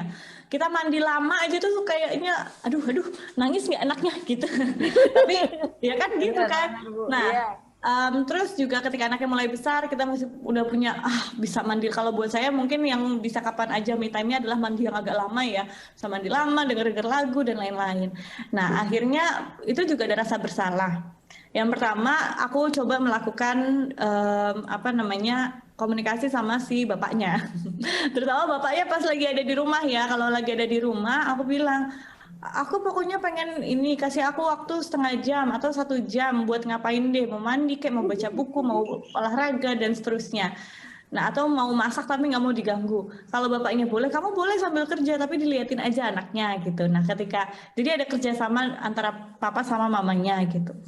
Dan itu juga ya tadi nyambung juga sama yang toleransinya harus dilonggarin ya, karena bagaimana bapak-bapak itu ngeliatin anak sama mama ngeliatin anak tuh beda. Jadi anaknya jungkir balik selama dia belum jatuh, aduh gitu, ya dibiarin aja kan. Kalau emaknya kan baru dia lompat, kita udah teriak, aduh jangan lompat-lompat. Nah biasanya gitu. Beda Bu ya. Beda. Jadi ya itu yang pertama. Tapi makin kesini tuh gini, mungkin lebih ke mindset kalau aku ya. Jadi ngomong dulu sama anak-anaknya. Jadi anak-anak itu juga benar-benar kita ajak diskusi. Jadi misalnya pulang kerja capek banget gitu. Awalnya memang saya mandi tuh langsung didobrak jedar gitu. Sekarang juga sih masih ya langsung didobrak jedar. Jadi sekarang saya nggak bisa mandi dikunci pintu kamar mandi itu nggak bisa. Jadi kalau misalnya mandi kalau dia nggak nemenin, yang penting nggak boleh dikunci. Jadi kapan aja dia masuk tuh boleh gitu. Harus gitu. Iya. Nah, itu akhirnya ngajak ngomong gini, kakak, mama itu tadi misalnya jadi ceritain saya misalnya habis dari sini ke sini, mama itu kerjanya ini, kakak tahu nggak kak itu rasanya capek loh, mama sekarang capek banget, mama pengen mandi, tapi kalau digangguin nanti mamanya nggak fokus gitu-gitu. Jadi sesuai dengan bahasa anak, biasanya kan kita punya bahasa spesial ke anak-anak kita sendiri. Nah dikasih pengertian kalau mama tuh butuh itu gitu, kakak boleh nemenin tapi nggak usah di dalam, misalnya nonton aja di kamar mama atau tiduran di kamar mama dan lain-lain gitu. Ketika awalnya berat juga untuk anak untuk bisa itu, awalnya ngintip-ngintip gitu atau gimana gitu, jadi masih tidak mau lepas, tapi lama-lama dia itu mengerti, oh ternyata ketika mamanya itu jauh, mamanya itu bukan berarti pergi gitu loh, bukan berarti pergi. Dan ini kan anak itu kan sebetulnya dia pengen terus sama mamanya karena yang penting mamanya itu kelihatan, jadi dia tenang gitu. Nah, pertama setelah dicoba sekali, 2 kali, 3 kali, nah itu anak-anak tuh yang penting udah tahu, oh ternyata kalau mama itu pengen lagi, mama bilang pengen me time, ternyata me time-nya make up gitu, oh aku bisa lihat kapan aja dan seterusnya. Nah itu pengertian dari si anak itu juga sangat penting gitu. Nah setelah, jadi ketika aku melakukan metode komunikasi gitu sama anak-anak, aku juga butuh me time, sama papanya juga aku bilang, kita atur bersama, itu apa namanya, akhirnya bisa dimengerti semua pihak dan akunya nggak ngerasa bersalah gitu. Akunya juga nggak ngerasa bersalah karena anak-anak aku tuh mengerti. Nah yang lucunya, ini mungkin anakku yang gede kan udah mulai agak gede, tahun ini masuk SD ya, kelas 1. Ya agak kecil tapi udah lumayan lebih besar lah dibandingin balita gitu. Jadi mungkin karena dia ngelihat yang dicontohin orang tuanya gitu ya, akhirnya dia ada saat-saat gini, mama Keisha mau di kamar dulu sendiri gitu, ntar dia gambar atau apa atau belajar gitu. Ada saat-saatnya kan kita temenin gitu, mama di luar aja nggak apa-apa, mak Keisha lagi pengen sendiri gini-gini, tapi tetap pintunya juga nggak ditutup. Aku tuh agak-agak, dan itu yang kebalik akhirnya. Jadi kayak bagaikan aku yang anaknya, dikit-dikit tak intipin, malah kebalik. Jadi kayak bagaikan aku pertama kali pengen minta sendiri itu, anakku ngintipin terus. Nah sekarang ketika kaget banget, dan ini baru terjadi beberapa minggu ini, ada saat-saat, nggak setiap hari ya, cuman ada saat-saat, mah nggak apa-apa Keisha pengen belajar sendiri. Entah karena dia nggak betah diajarin sama saya atau gimana, cuman dia punya PD gitu, dia PD kalau dia itu udah sendiri gitu, dia udah pede. Dan ya memang gitu, yang penting Keisha itu tahu. Jadi saya juga nggak boleh turun ke bawah, kamar anak-anak tuh ada di atas kebetulan. Saya tuh bilang ya sudah mama tunggu di depan kamar gitu, yang penting dia tahu saya di mana. Ya itu yang paling lucu, kebalik. Jadi kayak bagaikan saya anaknya, saya ngintip, aduh lagi ngapain, bisa nggak ya, ntar nangis lagi tiba-tiba gitu malah. Jadi saya nggak bisa lepas, jadi gitu. Mungkin ya yang saya, memang setiap keluarga itu pasti berbeda. Mudah-mudahan ini juga bisa diterapin, tapi pasti suatu saat juga akan juga akan ketemu kok triknya bagaimana yang cocok untuk keluarga. Dan yang pasti kalau menurut saya, jangan yang kadang-kadang bikin merasa bersalah tuh ketika kita me time, karena kan me time itu di otak kita kayak pelarian gitu, pelarian dari yang ini gitu. Nah jadi jangan di mindsetkan seakan-akan itu pelarian, justru. Jadi di mindsetkan menjadi salah satu kebutuhan. Ini saya butuh ini supaya saya bisa mengontrol emosi, sehingga aku bisa memberikan versi terbaik diriku kepada anak-anak dan juga keluarga. Itu dikasih pengertian ke ayahnya, dikasih pengertian juga ke anaknya. Walaupun anaknya kecil, saya coba ajak ngomong, ternyata yang ngerti juga gitu. Walaupun mungkin nggak ngerti me time itu apa, tadinya saya juga nggak mungkin ngerti gitu. Dan ini, tapi lama-lama bisa ngerti dengan pemahaman dia aja gitu. Ya, luar biasa nih tipsnya nih. Saya ada satu peserta Ibu ya, izin ya, Dr. Uci. Beliau itu mencoba untuk resen, tapi kok katanya fitur unmute-nya itu nggak bisa. Mungkin ini bisa diundang ya. Ini Ibu Diah Purworini. Mbak Diah mungkin ada di tempat? Monggo Mbak Diah, kami persilakan. Mbak Diah, boleh silakan langsung celing muncul Mbak Diah. Bisa unmute nggak? Bisa videonya bisa di ini? Bisa ya? Sudah? Alhamdulillah terjawab sudah penantiannya ya. Silakan Mbak Diah, videonya boleh dinyalakan Mbak Diah? Oke. Aduh senangnya bisa hadir di sini ya. Dengan Ibu Wagub. Sedang apa Bu Diah? Sedang apa? Sedang teaching from home. Oh, teaching from home. Ibu guru. Masya Allah ya, ada Ibu guru, Bu Arumi ya. Tapi karena sebelumnya saya mengucapkan terima kasih sudah diberi kesempatan, karena emang kadang-kadang fitur Zoom online bisa berbeda-beda. Jadi dari tadi saya emang cari, oh ini model yang murni Q&A, tapi kalau adminnya bisa membuka, it will be better gitu kan. Jadi salam hormat buat Bu Arumi dan juga Assalamualaikum warahmatullahi wabarakatuh. Sebenarnya banyak yang Boleh ya Bu Arumi, mohon izin saya menyapa sebentar. Boleh. Itu moderator itu sebenarnya adik kelas saya loh, tapi pasti mungkin udah lupa sama saya ya Dek Iki. Ya Allah, terharu. Adik kelas di mana, Mbak Dia? SMP, SMA? UNER lah, Dek. UNER, Dek. Waduh, izin aku. Mungkin dulu sih, kalau saya angkatan 92. Oh, ya Allah, Mbak Dia, nggih. Tapi mungkin dulu semua pada kenal saya Ririn deh. Loh, ya Allah, ini Mbak Ririn ya? Ah, Mbak Ririn.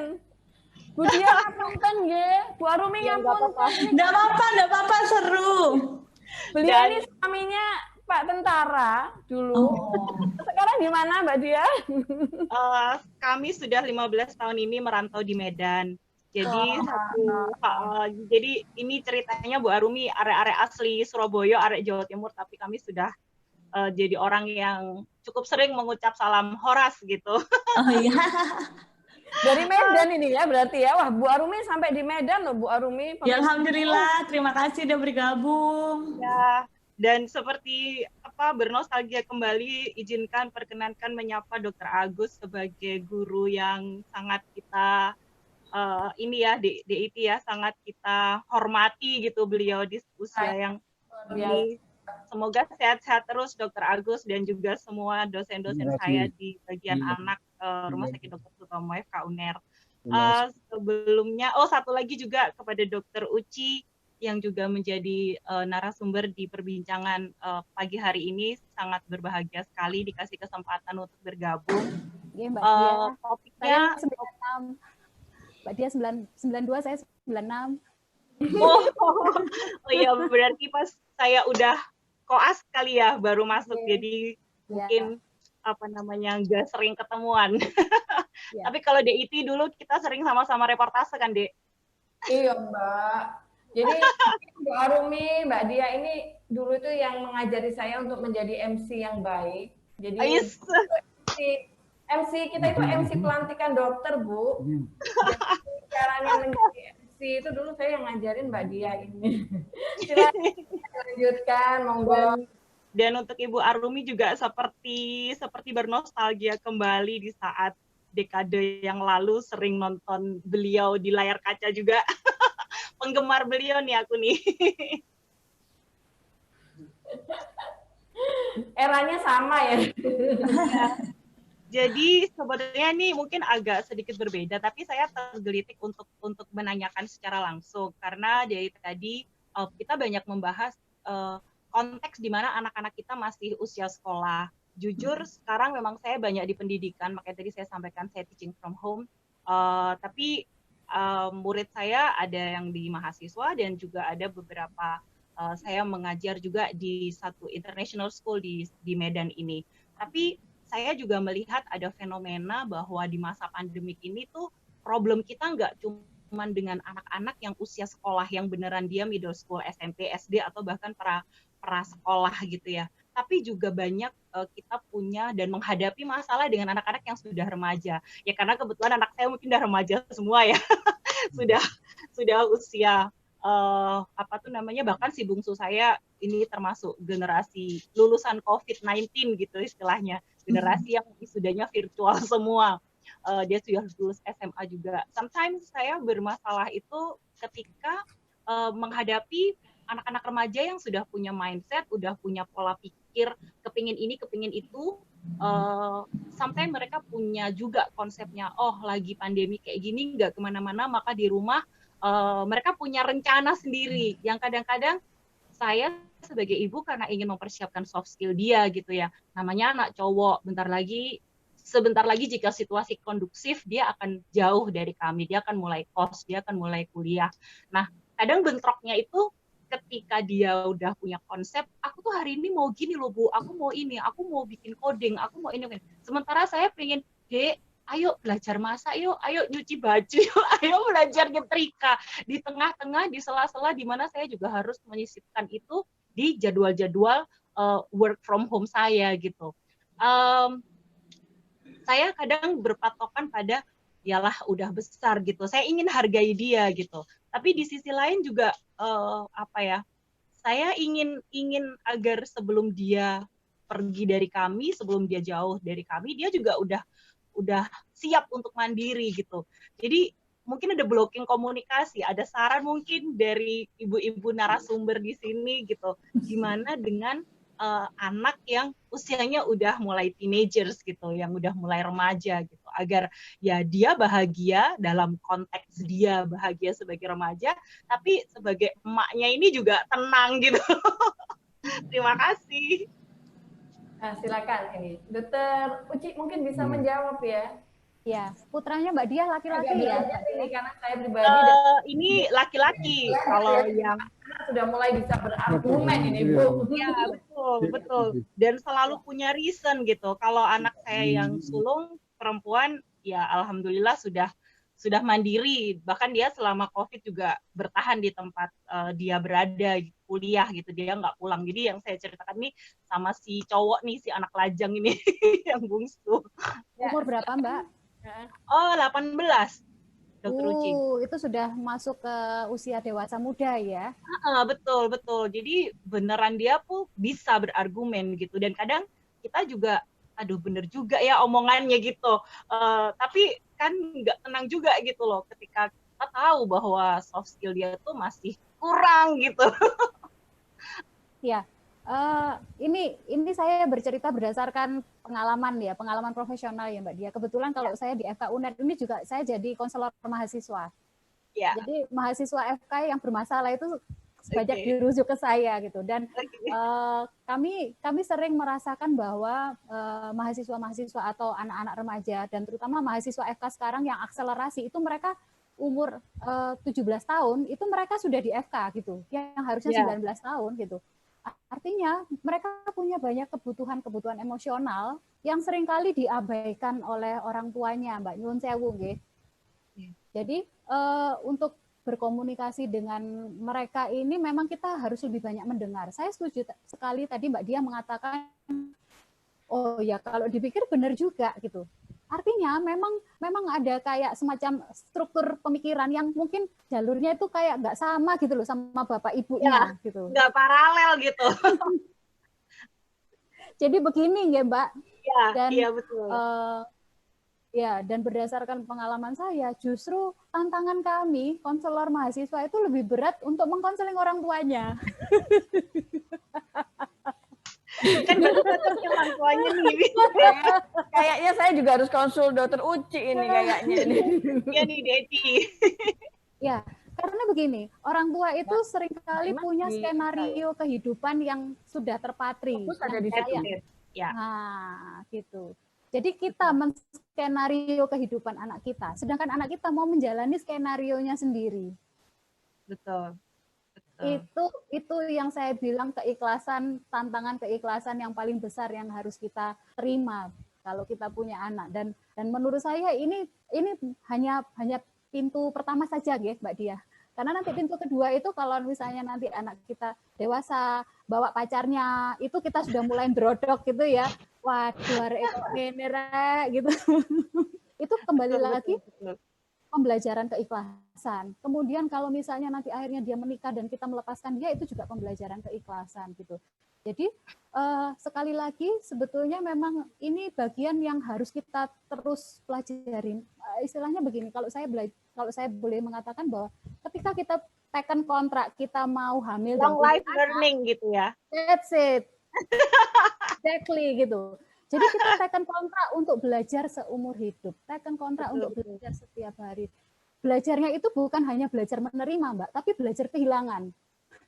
Nah, ini mohon masukan lah gitu. Jadi kayak saya udah agak mulai di level yang agak gregetan gitu kan, karena dia udah ya kita sih mungkin masih di apa namanya ya, sekali lagi orang Jawa, oh kok yo ono pandemi, ono hikmah gitu. Jadi saya belajar mengambil hikmah dari situ bahwa masih ada penundaan gitu. Mungkin kalau nggak ada pandemi dia juga udah harus berangkat gitu, nggih. Iya. Dia udah harus berangkat ke tempat kuliahnya gitu. Karena masih ada penundaan, so at least first semester yang akan datang dia masih akan kuliah online. Saya masih si ono waktu kayak ngajari ini itu gitu. Jadi beberapa hari yang lalu tuh saya coba sama dia, ya sudah kalau gitu kita bikin kontrak gitu. kamu maunya belajar itu tuh jam berapa aja. Nggak bisa dong kamu kayak bubuk terus, capek lu Bu, gitu, apa terus gitu. Jadi beneran kamu harus, walaupun di rumah saja, tapi kamu harus punya schedule gitu, saya bilang. Kamu harus punya schedule. Schedule-nya kita coba cocokin, karena ibu ada jadwal ngajar online ini gitu. Kosong di sini, kamu kosong di sini gitu. Jadi udah berusaha saya seperti itu, tapi ya dengan kembelerannya tetap saja ada beberapa yang bolong-bolong kosong. Alah Bu, masih banyak waktu. Alah Bu, masih banyak. Oh ini kayaknya harus tarik ulur nih saya bilang gitu. Ya. Itu aja sih. Dan Nyun Sewu Mbak, kalau Ya. kalau yang sering kami telusuri adalah sifat-sifat anak itu kan bagaimanapun 50% ibu dan 50% bapak. Oh, nggak enak banget ini. Artinya jangan lupa.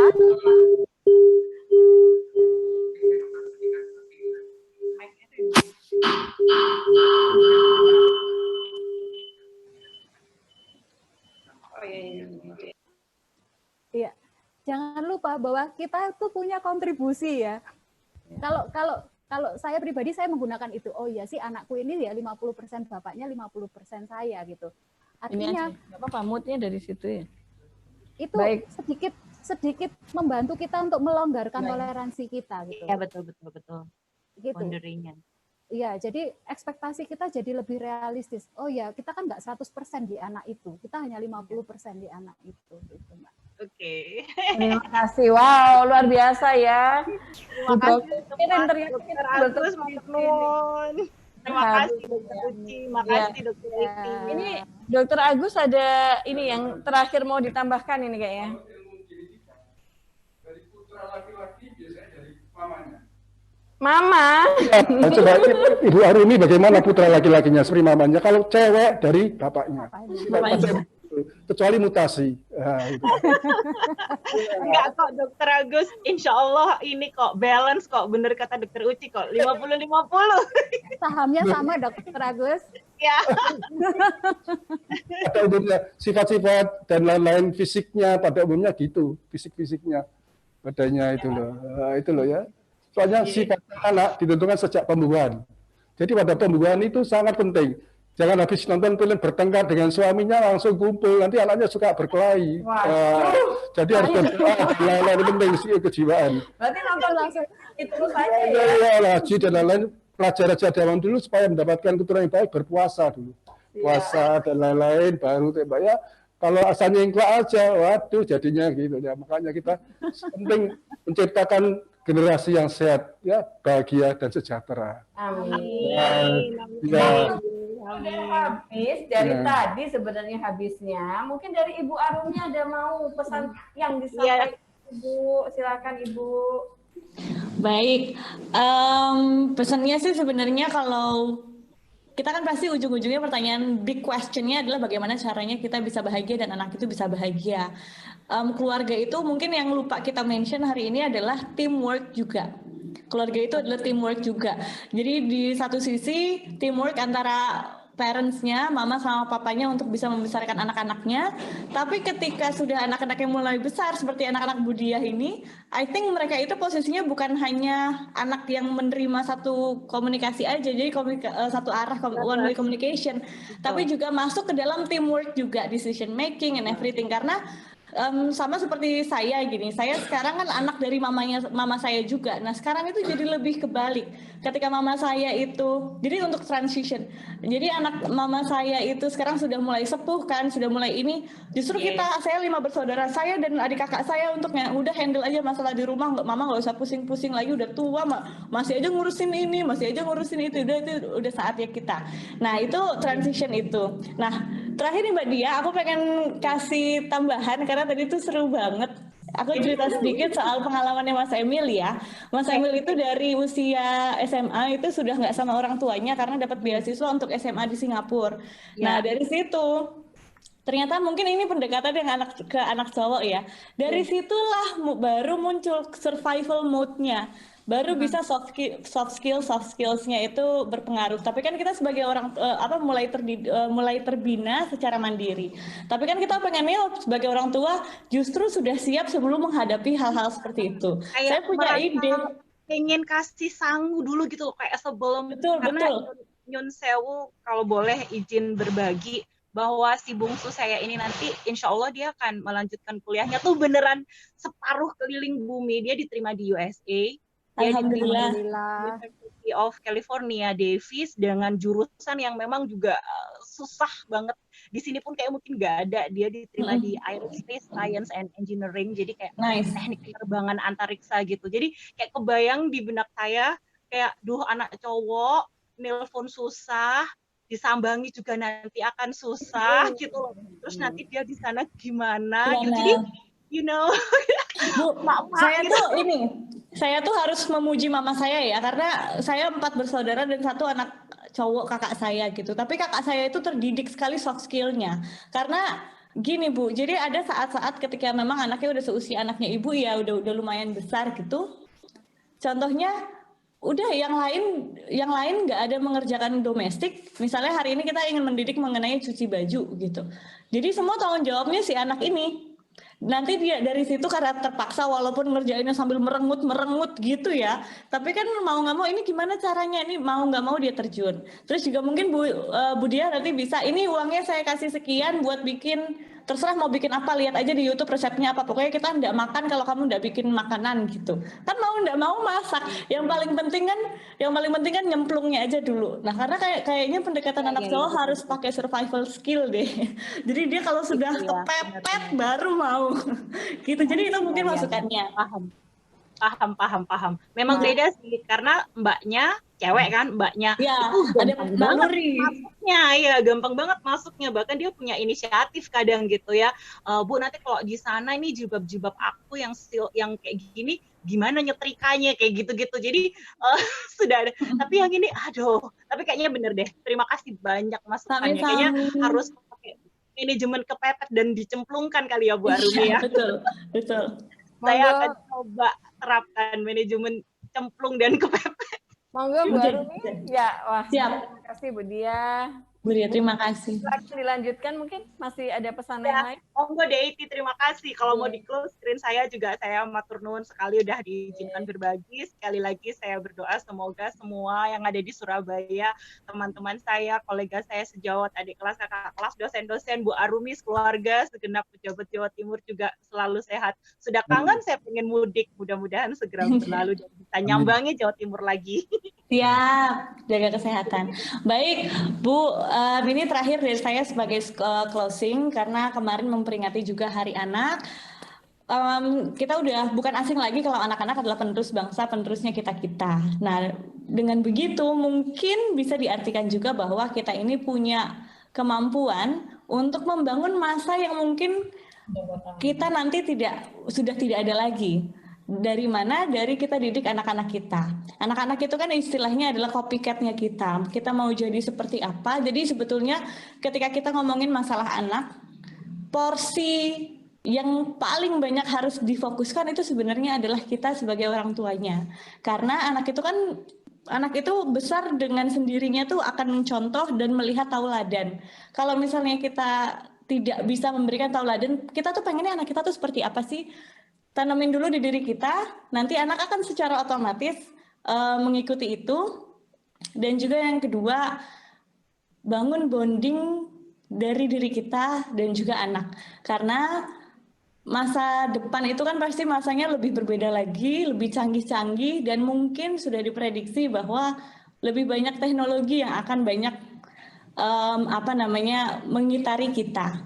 Nah, teknologi itu punya satu kekurangan, biasanya membuat orang itu lebih antisosial dan juga fearless gitu, jadi nggak ada rasa. Karena ketika kita berbicara sama teknologi, rasanya akan berkurang. Nah, satu-satunya pondasi rasa, karena dari rasa itu bisa tetap mempertahankan empati yang dipunyai oleh anak, rasa belas kasih, sharing, dan juga moral-moralnya masih terjaga. Nah, fondasinya itu hanya bisa dibangun di rumah dan juga di orang tua.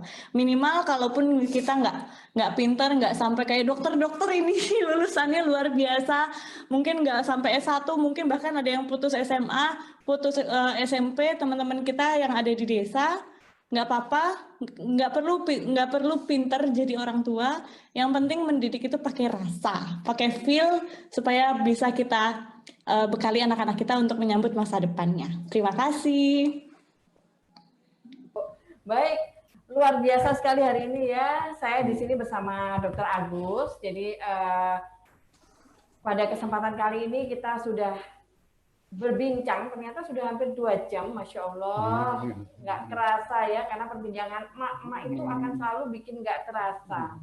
Sebenarnya lebih enak kalau kita di sini ada teh ya Bu ya, atau kopi, ada pisang goreng ya, mungkin sampai maghrib kita nggak akan selesai kalau ngomongin anak, apalagi sedikit gibah-gibah dikit tentang suami gitu ya Bu. Gibah yang baik Bu, gibah yang baik, tapi yang ngerasani suami saya baik banget hari ini karena ngasih belanjaan lebih gitu. Baik, terima kasih banyak. Mungkin masih ada yang belum terjawab pertanyaannya, nanti insya Allah akan kami jawab lewat tulisan. Mungkin nanti dari para pembicara bisa meneruskan lewat tulisan. Dan buat teman-teman yang lain yang mungkin masih ada ganjalan ingin bertanya lagi, mudah-mudahan ke depan kami akan ada acara lain lagi yang lebih baik. Sekali lagi saya ucapkan terima kasih kepada Ibu Arumi. Bu, terima kasih ya Ibu sudah rawuh di sini Bu ya. Sami-sami. Kapan-kapan kita nanti bisa bikin acara begini yang offline ya Bu ya, kalau pandeminya sudah selesai. Mudah-mudahan Ibu masih berkenan kami undang ya. Dengan senang hati. Terima kasih Bu. Kepada Dr. Agus Haryanto, dokter tetap sehat ya dokter ya. Dokter Masya Allah di usia yang sekian dokter masih semangat memberikan ilmunya untuk kami semua. Juga kepada Dokter Uci yang sering diundang ke sana kemari. Wah, terima kasih. Dokter Ekti. Terima kasih ya.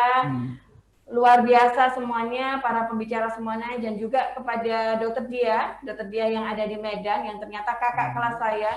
Demi Allah saya tadi tidak tahu bahwa ternyata Dokter Dia ini adalah asli Gresik ya Mbak Dia ya. Yes, asli Gresik. Saya masih ingat asli Gresik ya. Terima kasih Jawa Timur Jos. Medan ya, sekarang jadi Horasbah, dan juga semua peserta webinar kali ini. Mudah-mudahan acara ini membawa berkah, bermanfaat buat kita semuanya, dan insya Allah kita semuanya akan bertemu lagi dalam kesempatan yang akan datang. Mudah-mudahan topiknya sudah bukan tentang pandemik dan COVID. Begitu ya Bu ya? Amin. Mudah-mudahan segera berlalu COVID-nya. Dan mudah-mudahan kita semua selalu bisa menjaga diri kita, harus kuat sebagai seorang ibu, karena di samping kita ada suami kita, dan selalu ada anak-anak yang harus kita peluk dan kita sayangi setiap waktu. Terima kasih, saya tutup, dan wassalamualaikum warahmatullahi wabarakatuh. Waalaikumsalam warahmatullahi wabarakatuh. Terima kasih, foto dulu ya Ibu. Foto. Penting ini Bu, foto Bu. Ya. Oh pakai gitu ya Bu, ikut deh. Oh gini Bu. Langsung ikut foto. Ya gini. Ikut dong. Ya gini ya. 1, 2, 3. Sekali lagi. 1, 2, 3. Terima kasih banyak. Wassalamualaikum warahmatullahi wabarakatuh. Waalaikumsalam warahmatullahi wabarakatuh. Waalaikumsalam warahmatullahi wabarakatuh. Ya, masih banyak. Udah. Terus. Sudah? Sudah? Alhamdulillah. Ya, Pak Dek. DAT kabar baik tah. Saya dinas apa orang? Asik. Orang ya, Isan ya? Dinas. Wes orang ya? Wes orang yang tentara? Hah? Otak kono ngaku tah? Lho nek aku ket biyen kan gak tentara. Kan Mas Gede tentara. Kapan-kapan ya, sambung ya. Oke, Deti. Salam dari Mas Gede. Salam dari Mas Gede untuk Iya. Salam hormat buat Mas Gede ya. Dokter mata yang luar biasa. Assalamualaikum. Salam Terima kasih, matur nuwun. nuwun.